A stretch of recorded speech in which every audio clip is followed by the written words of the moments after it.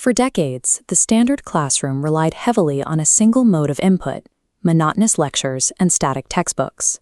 This monomodal approach, forcing students to process dense information through one pathway, is inefficient for learning. The alternative is multimedia. In an educational context, multimedia is the process of building mental representations from both words and pictures simultaneously. This graphic breaks down the 5 core elements used in these environments. Text and graphics serve as the static elements, while video, animation, and audio act as the dynamic elements. Simply putting information on a screen is only the start. For that data to become knowledge, the design must respect the biological constraints of how our brains actually receive and process signals. To understand those constraints, we turn to educational psychologist Richard E. Mayer and his cognitive theory of multimedia learning, or CTML. This diagram maps Mayer's core assumptions. The brain possesses dual channels, visual and auditory, but each has strictly limited capacity. Reading text while watching an animation overloads the visual channel. The solution is offloading, replacing on-screen text with spoken narration, so both channels process data simultaneously. Designing around these biological limits transforms multimedia from a distraction into a precision tool. In a classroom setting, this manifests in 4 distinct scenarios of engagement. We begin with Scenario 1, linear applications. In this tier, the student acts as a receiver, following a strict predetermined narrative path from beginning to end. Think of a standard video documentary exploring historical artifacts, like these Egyptian mummies. The user presses play, and the media delivers the information sequentially. This diagram illustrates a dynamic scientific process like photosynthesis. Using a voiceover to explain this process without overwhelming the viewer with large blocks of text is a perfect example of Mayer's modality principle in action. Scenario 1 is highly effective for initial exposure to a new topic.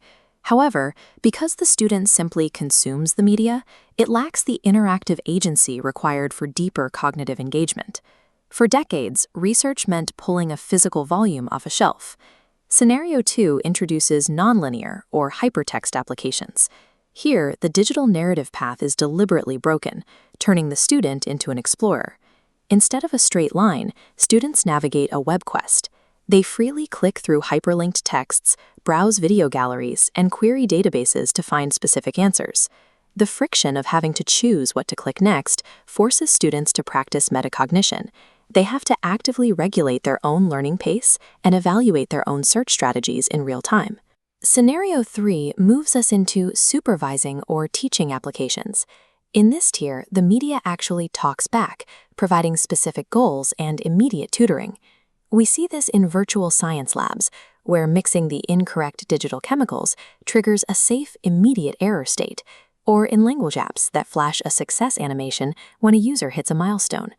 This flowchart maps the underlying psychology.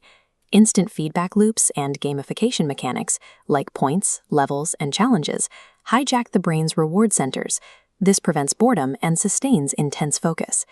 In Scenario 3, the software transforms from a static textbook into an active, personalized tutor that refuses to let the student fail passively.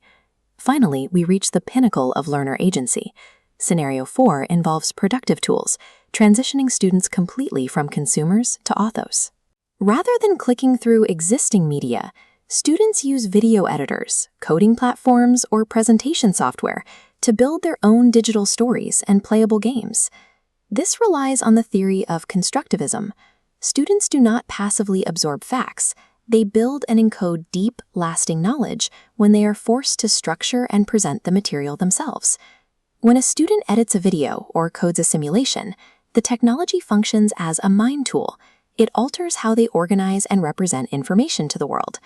There is a persistent belief that screen-based learning isolates students. The reality is that nonlinear exploration, active problem-solving, and digital creation actually encourage collaboration.